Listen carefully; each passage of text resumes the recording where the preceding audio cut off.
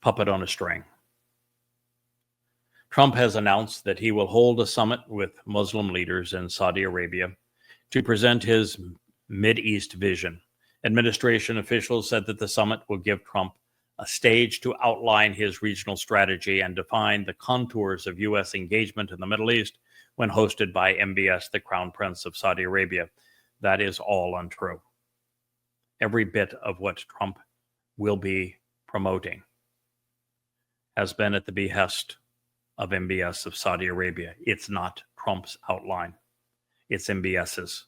MBS's, however, is playing Trump and therefore allowing Trump to take credit for everything MBS has demanded. In the visit, which will be Trump's first official foreign trip since taking office in January, it signals the administration's growing focus on the economic ties with Islamic nations. Yes, Trump, his family members, his personal business, his outgoing Treasury Secretary, his son-in-law, and his Middle East envoy collectively have received $16 billion worth of bribes from the Emirates, Qatar, and Saudi Arabia. Saudi Crown Prince Mohammed bin Salman is preparing to invite leaders from all 6 member states of the Gulf Cooperation Council, the United Arab Emirates, Bahrain, Kuwait, Oman, Qatar, and of course Saudi Arabia.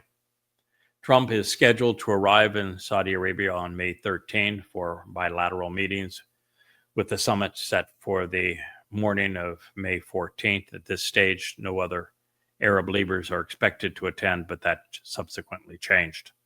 After the summit, Trump, of course, is going to Doha for a minute meeting with Qatari leader, the one that just supplied the $400 million gift of the airplane to Donald. His name is Emir Sheikh Tamim bin Hamad Al Thani, and then proceed to Abu Dhabi on May 15th to meet with United Arab Emirates President Mohammed bin Zayed. The White House said that the full details of the itinerary will be released soon, but declined to comment further. And what about Israel? And what about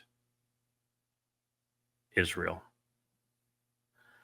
The U.S. officials said that the trip will focus on these bilateral issues and will emphasize arms deals, weaponizing Muslim countries, so that when they continue to be enraged by the Quran and Allah and Muhammad, following Muhammad's terrorist example, rather than using swords and rocks, they will have fancy American weapons.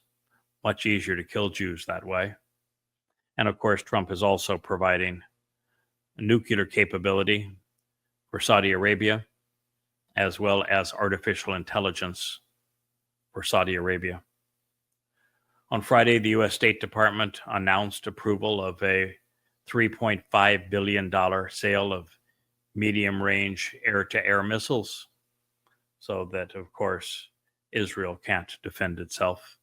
The summit in Riyadh is expected to be only a portion of the trip, with a broader regional Islamic agenda. Officials do not anticipate the new diplomatic initiatives, but Trump has said otherwise. He says this will be the announcement of the deal of the millennia.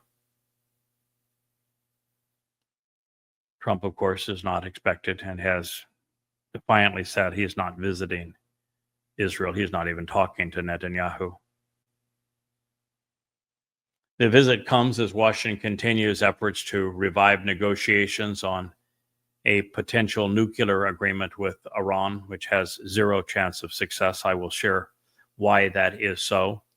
The United States does not expect to negotiate anything with Iran. It's simply a delay tactic, and it's being requested by Saudi Arabia to get this deal done before anything proceeds with Iran. This will be Trump's second high-profile visit, of course, to Saudi Arabia. The last time he danced with the Saudis, played sword games with them, and had a giant parade heralded to him. This time, it's one tower, Trump Tower after another. The one on the coast nearest Israel is going to be clad in glittering gold. There'll be another tower in the capital of Riyadh.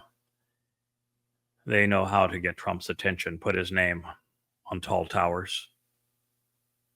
Now, I realize that I was the first, and many, mainly still be the only staunchly pro-Israel voice, warning Jews that Trump is going to be their Neville Chamberlain. He has already decided to trade the heart of Israel under the pretense of a two-state solution for the petrodollar deal with Saudi Arabia that has become essential to America's economic survival.